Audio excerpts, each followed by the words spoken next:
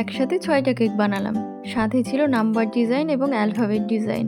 এই কেকগুলো ডিজাইন করতে কিন্তু খুব একটা সহজ হয় না, কিন্তু কাস্টমারের পছন্দ অনুযায়ী আমরা তা বানিয়ে থাকি, কারণ কাস্টমারের পছন্দই আমাদের পছন্দ। আর এই কেকগুলো বানাতে লাগে অনেক সময় ও অনেক ধৈর্য। আর কেকটা আমাকে সকালের দিকে অর্ডার দেওয়া হয় এবং সন্ধ্যাতেই নেয়। একসাথে 6টা কেক যেহেতু, তাই একটু তাড়াহুড়া করেই বানাতে হয়েছে।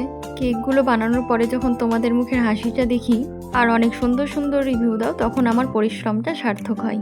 ভিডিওটায় যেহেতু একটু ডিটেলিং দেখাচ্ছি, তাই একটু বড় হচ্ছে। তোমরা অবশ্যই লাস্ট অবধি দেখো এবং দেখে জানাও তোমাদের কেমন লাগছে। আর তোমাদের জানিয়ে রাখি, পরবর্তী কেক বেকিং ক্লাস অর্থাৎ 20 নম্বর ব্যাচ খুব তাড়াতাড়ি শুরু হচ্ছে। সিট বুকিং অলরেডি শুরু হয়ে গেছে, আর মাত্র 2টো সিট বাকি আছে। তাই তোমরা যারা ভাবছো এখনও কেক বেকিং ক্লাসে জয়েন হবে, ঝটপট তোমাদের সিটটা বুক করে নাও। কেকটায় টোটাল অ্যালফাবেট ছিল 3টে, ভি এবং ডবল আই, এবং নাম্বার ছিল 999।